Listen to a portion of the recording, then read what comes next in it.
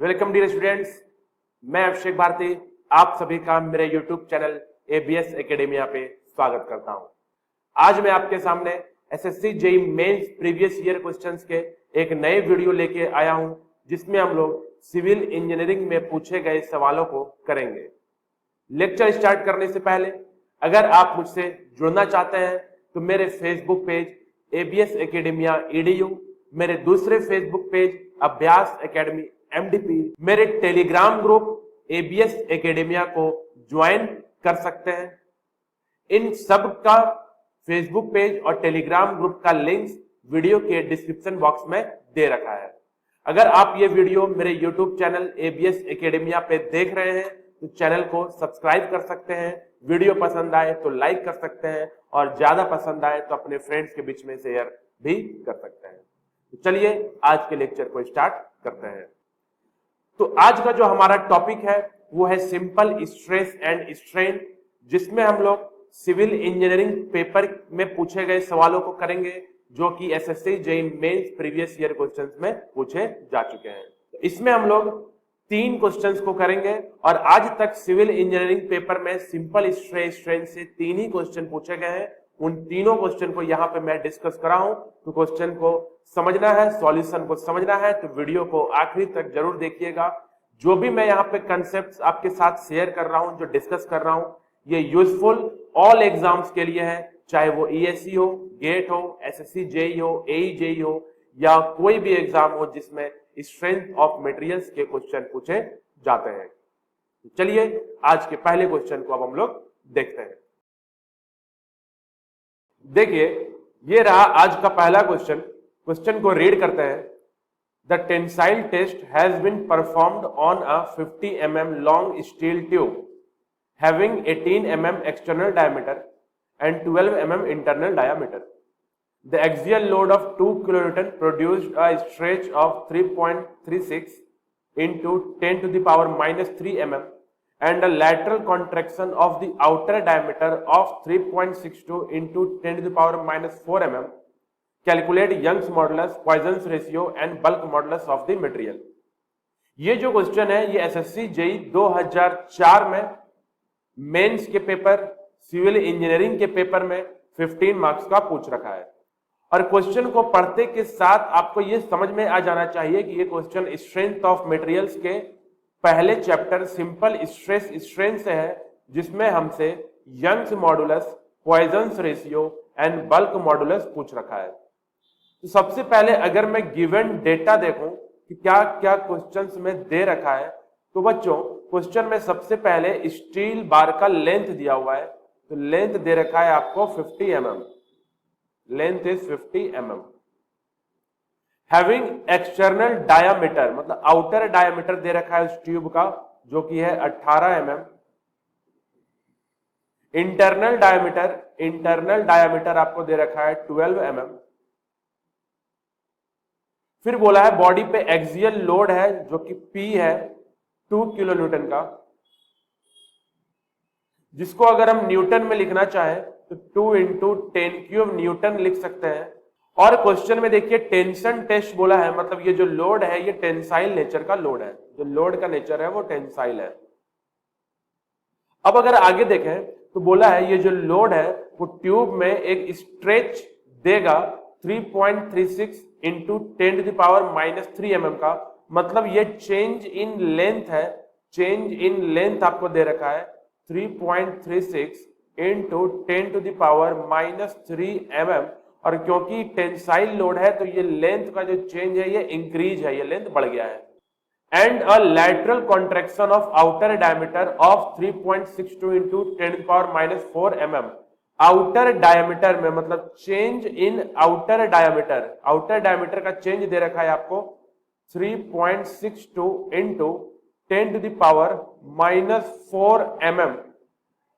और क्योंकि ये लैटरल कॉन्ट्रैक्शन है अंडर द टेंसाइल लोड तो ये कम होगा।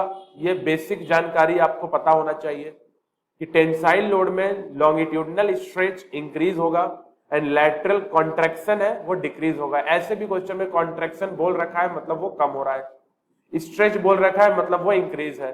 अगर नहीं भी बोला होता तो ये बेसिक जानकारी सबको मालूम होना चाहिए कि टेंसाइल लोड में चेंज इन लेंथ बढ़ता है और चेंज इन डायमीटर घटता है। अब देखिए इन गिवन डेटा से मैं ऐसा क्या करूं कि मुझे Young's modulus, Poisson's ratio and bulk modulus मिल जाए।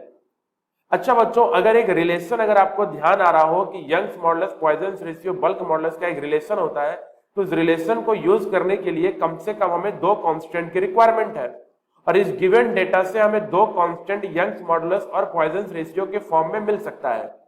सबसे पहले पॉइजन्स रेशियो क्या होता है, तो it is lateral upon longitudinal strain, और लैटरल स्ट्रेन हम change in dia upon original dia और longitudinal strain change in length upon original length करके निकाल सकते हैं। चलिए सबसे पहले हम लोग क्या करते हैं, लॉन्गिट्यूडनल स्ट्रेन कैलकुलेट करते हैं, देन लैटरल स्ट्रेन कैलकुलेट करेंगे और फिर हमारा पॉइजन्स रेशियो आ जाएगा। तो देखिए लॉन्गिट्यूडनल स्ट्रेन का फॉर्मूला होता है change in length upon length, और पीछे गिवन डेटा में चेंज इन लेंथ और लेंथ आपको मालूम है, just put the values here, यहाँ पे वैल्यू को पुट कर देंगे। तो जब मैं वैल्यूज को पुट करा तो डेल्टा एल और लेंथ का जब मैं वैल्यूज को पुट करूंगा तो जो लॉन्गिट्यूडनल स्ट्रेन है वो मुझे 0.672 इंटू 10 टू द पावर -4 मिल जाएगा, और क्योंकि लॉन्गिट्यूडनल स्ट्रेन का या कोई भी स्ट्रेन का कोई यूनिट नहीं होता है तो यहाँ कोई यूनिट को हम नहीं दर्शाएंगे। चलिए अब लैटरल स्ट्रेन को सॉल्व करते हैं। तो बच्चों जो लैटरल स्ट्रेन होता है वो change in dia upon original dia, तो क्वेश्चन में चेंज इन डाया एक्सटर्नल का दे रखा है और आपको एक एक्सटर्नल डायमीटर भी दे रखा है। जस्ट पुट द वैल्यूज, दोनों के वैल्यूज को पुट करेंगे तो लैटरल स्ट्रेन मिल जाएगा। तो देखिए जब मैं लैटरल स्ट्रेन के डेल्टा डी और डी के वैल्यूज को पुट करा तो मुझे जो लैटरल स्ट्रेन मिला वो आ गया 0.2011 इंटू 10 टू द पावर -4, और क्योंकि ये भी स्ट्रेन है जिसका कोई यूनिट होगा नहीं, अब आप बड़े आसान से पॉइजन्स रेशियो को कैलकुलेट कर सकते हैं, जो कि होता है lateral strain upon longitudinal strain, और ये दोनों वैल्यूज ऊपर दे रखे हैं, वैल्यूज को पुट करेंगे और म्यू के रिजल्ट को निकालेंगे। तो यहां से जो रिजल्ट आएगा वो होगा 0.299, जिसको ऑलमोस्ट हम 0.3 बोल सकते हैं, मतलब पॉइजन्स रेशियो बच्चों हमें मिल गया 0.3। अब देखिए अगर मुझे पॉइजन्स रेशियो मिल चुका है तो अब हम लोग कैलकुलेट करेंगे यंग्स मॉडुलस को। यंग्स मॉडुलस को क्वेश्चन का पहला पार्ट या एक पार्ट हमने यहाँ पे कैलकुलेट कर लिया है कि पॉइजन्स रेशियो 0.3 होता है। चलिए गिवन डेटा पे एक बार चलते हैं। अब देखिए इस गिवन डेटा को जो यंग्स मॉडुलस होता है बच्चों, यंग्स मॉडुलस जो होता है वो होता है स्ट्रेस अपॉन लॉन्गिट्यूडनल स्ट्रेन, और लॉन्गिट्यूडनल स्ट्रेन तो हम लोग आगे कैलकुलेट कर लिए हैं। तो अगर मुझे किसी प्रकार से स्ट्रेस मिल गया तो मुझे यंग्स मॉडुलस मिल जाएगा, और स्ट्रेस निकालने के लिए मुझे लोड और क्रॉस सेक्शनल एरिया चाहिए। तो देखिए लोड दे रखा है और एक्सटर्नल डायमीटर और इंटरनल डायमीटर दे रखा है, तो मैं इन दोनों के हेल्प से क्रॉस सेक्शनल एरिया निकाल सकता हूं π/4 external diameter square minus internal diameter का स्क्वायर। चलिए अब हम लोग स्ट्रेस को कैलकुलेट करेंगे और उसी के हेल्प से हम लोग यंग्स मॉडुलस को भी कैलकुलेट कर सकते हैं। तो देखिए जो यंग्स मॉडुलस होता है वो होता है आपका स्ट्रेस अपॉन लॉन्गिट्यूडनल स्ट्रेन, और स्ट्रेस जो होता है वो होता है आपका लोड अपॉन एरिया, और जो स्ट्रेन होता है वो लॉन्गिट्यूडनल स्ट्रेन आपने पीछे कैलकुलेट करा डेल्टा एल अपॉन एल के हेल्प से। Just put the values, load area के वैल्यू को पुट करिए, लॉन्गिट्यूडनल स्ट्रेन के वैल्यू को पुट करेंगे।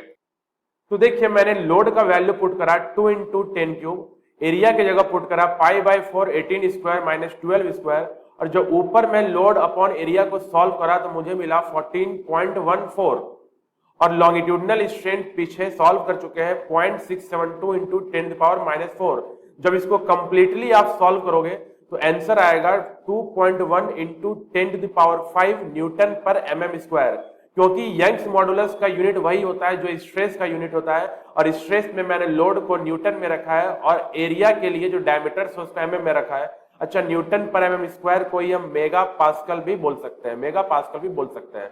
अच्छा 2.1 into 10 to the power 5 mega pascal को हम लोग अगर गीगा पास्कल में लिखना चाहें तो 2.1 इंटू 10 स्क्वायर गीगा पास्कल हो जाता है, मतलब 3 जीरो कैंसिल हो जाएंगे, 3 जीरो पीछे चले जाएंगे। अच्छा 2.1 10 स्क्वायर को हम क्या लिख सकते हैं, 210 गीगा पास्कल भी लिख सकते हैं, 210 गीगा पास्कल लिख सकते हैं। मतलब बच्चों यहां से हमें यंग्स मॉडुलस का वैल्यू निकल के आ गया, यंग्स मॉडुलस मुझे मिल गया।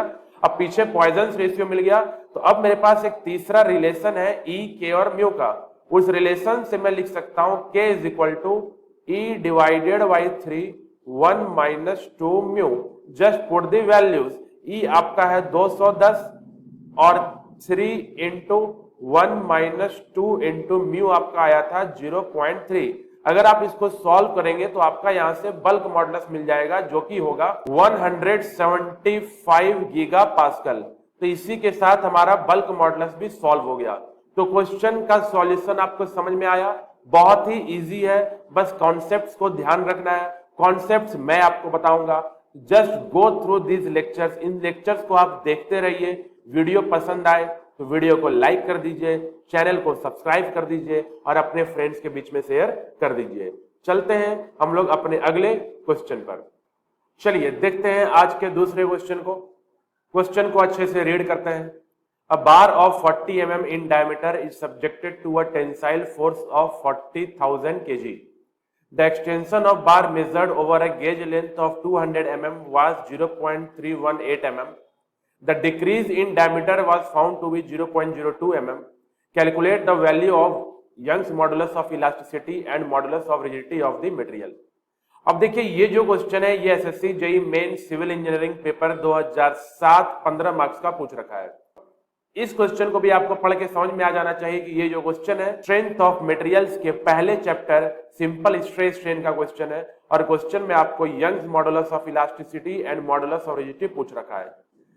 पहले हम लोग गिवन डेटा में देखें कि क्वेश्चन में क्या क्या दे रखा है। तो अगर मैं देखें तो सबसे पहले बार ऑफ 40 mm डायमीटर, मतलब किसी बार का डायमीटर दे रखा है 40 mm। अब देखिए यहां जो फोर्स है वो 40,000 केजी में दे रखा है और केजी वाले फोर्स को हम न्यूटन में कन्वर्ट करेंगे। तो न्यूटन में कन्वर्ट करने के लिए मुझे उसमें एक्सेलरेशन से मल्टीप्लाई करना होगा, क्योंकि फोर्स जो होता है वो आपका होता है मास इनटू एक्सेलरेशन। अब मास होता है आपका केजी में, एक्सेलरेशन होता है मीटर पर सेकंड स्क्वायर में, मीटर पर सेकंड स्क्वायर में, और इन दोनों का जो प्रोडक्ट होता है उसी को हम बोलते हैं न्यूटन। तो मतलब केजी में मास दे रखा है, उसमें एक्सेलरेशन को मल्टीप्लाई करिए, ग्रेविटेशनल एक्सेलरेशन से मल्टीप्लाई करेंगे जो कांस्टेंट है जो कि 10 है। तो यहां से आपका हो जाएगा 400 इंटू 10 क्यूब न्यूटन आ जाएगा। ये आ जाएगा 400 इंटू 10 क्यूब न्यूटन। मतलब 40,000 केजी को मुझे 10 से मल्टीप्लाई करना है ताकि वो लोड में कन्वर्ट हो जाए, न्यूटन में कन्वर्ट हो जाए।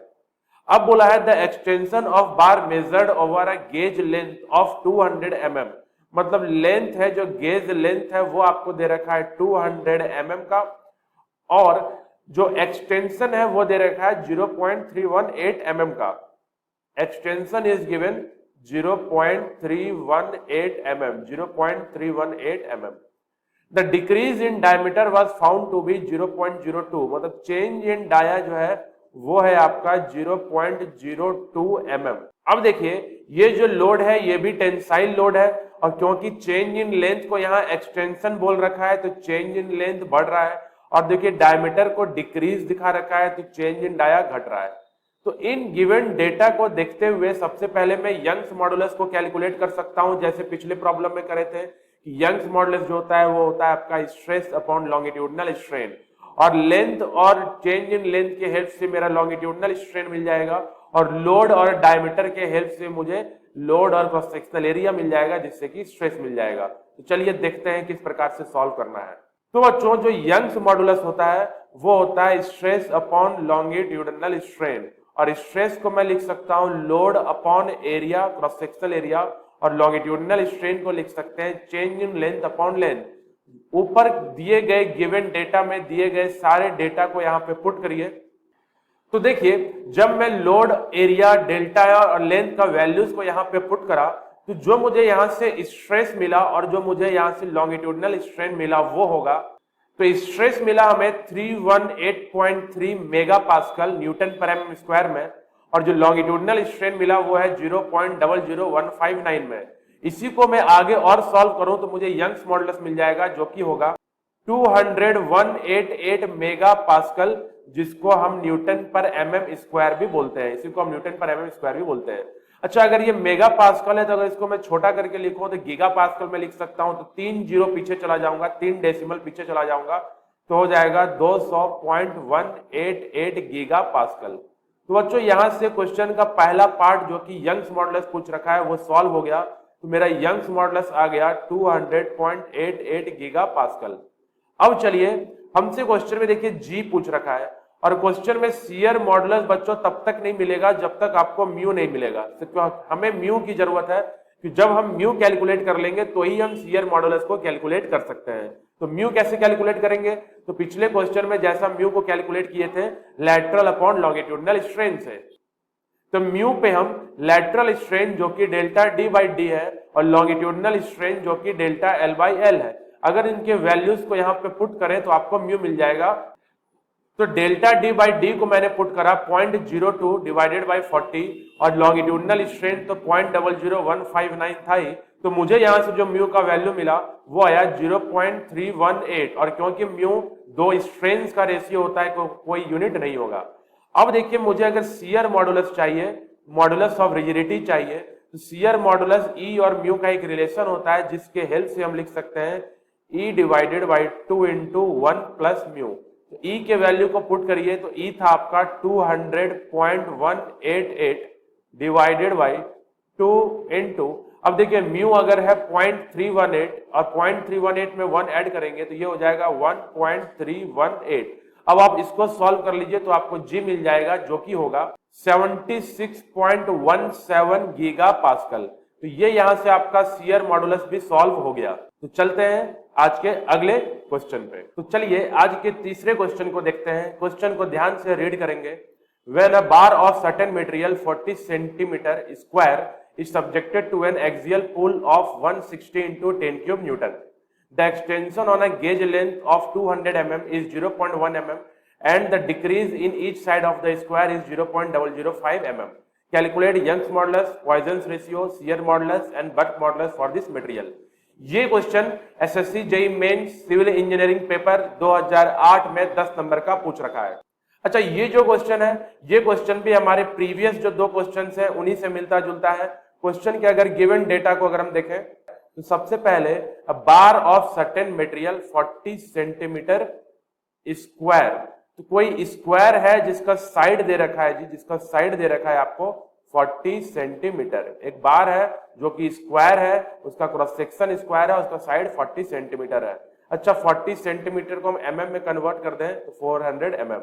अगर साइड मिल गया मुझे, अब बोला है एन एक्सियल पुल, लोड दे रखा है, लोड आपको दे रखा है 1,60,000, तो 160 इंटू 10 क्यूब न्यूटन बोल सकते हैं। And the extension on gauge length of 200 mm is 0.1 mm, तो चेंज इन लेंथ है वो है 0.1 mm, और जो बॉडी का लेंथ है, गेज लेंथ है वो है आपका 200 mm। ठीक है, 200 mm। अब बोला है decrease in each side of the square, मतलब साइड में जो चेंज होगा, चेंज इन साइड है वो आपका है 0.005 mm, और साइड तो आपको पहले से मालूम है 400 mm। अब बोला है calculate Young's modulus, Poisson's ratio, shear modulus, bulk modulus. तो ठीक जैसे पहले सॉल्व किए वैसे ही सबसे पहले यंग्स मॉडुलस को सॉल्व कर लेंगे। लोड अपॉन एरिया से स्ट्रेस मिल जाएगा और change in length upon length से लॉन्गिट्यूडनल स्ट्रेन मिल जाएगा, और स्ट्रेस और लॉन्गिट्यूडनल स्ट्रेन का जो रेशियो होगा वो होगा आपका यंग्स मॉडुलस। तो देखिए यंग्स मॉडुलस को हम लिख सकते हैं load upon area divided by change in length upon length. Values को पुट करेंगे तो मुझे यंग्स मॉडुलस मिल जाएगा जो कि होगा, देखिए जैसे मैंने लोड का value 160 into 10 cube, cross sectional area square का side square 400 into 400, delta L 0.1, length 200, ये सारे वैल्यूज को पुट करें तो यंग्स मॉडुलस मुझे मिला 2000 मेगा पास्कल। और अगर यंग्स मॉडुलस 2000 मेगा पास्कल है तो अगर मैं 3 डेसिमल पीछे चले जाऊं तो इसी यंग्स मॉडुलस को मैं 2 गीगा पास्कल भी बोल सकता हूं। अब आ जाइए पॉइजन्स रेशियो पे। पॉइजन्स रेशियो होता है लैटरल स्ट्रेन जो कि डेल्टा डी बाई डी है, और लॉन्गिट्यूडनल स्ट्रेन जो कि डेल्टा एल बाई एल है। सारे वैल्यूज को पुट करेंगे तो मुझे म्यू मिल जाएगा जो कि होगा, तो देखिए अगर मैं डेल्टा डी, डेल्टा एल और एल के वैल्यूज को यहाँ पे पुट करूंगा तो आपको जो म्यू मिलेगा यहाँ से वो होगा 0.025। देखिए म्यू मिल गया। अब ई म्यू के हेल्प से मैं के रिलेशन को यूज कर सकता हूं, जो कि होता है E divided by 3 into 1 minus 2 mu, और जी का रिलेशन होता है ई म्यू के साथ E divided by 2 into 1 plus mu. Just put the values, दोनों ही इक्वेशन में ई और म्यू के वैल्यूज को पुट करेंगे तो के आ गया आपका 0.683 गीगा पास्कल और जी आ गया 0.975 गीगा पास्कल। तो ये रहा मेरा कंप्लीट सॉल्यूशन। तो आज हमने सिंपल स्ट्रेस स्ट्रेन टॉपिक से सिविल इंजीनियरिंग मेंस के पेपर में यही आज तक 3 क्वेश्चन पूछ रखे हैं और इन तीनों ही क्वेश्चंस को मैं यहां करा दिया हूं। तीनों ही क्वेश्चन का कंसेप्ट सेम है। तो उसके बाद आज तक इसके अलावा और कोई भी question simple stress strain chapter से नहीं पूछा गया है। तो इन तीनों ही क्वेश्चन को आप प्रैक्टिस कर लीजिए। आई होप यहां तक आपको समझ में आया हो। तो मैं डेली आपके लिए नए लेक्चर्स लेके आता रहूंगा। तो चैनल को सब्सक्राइब कर दीजिए, वीडियो को लाइक कर दीजिए। Thank you.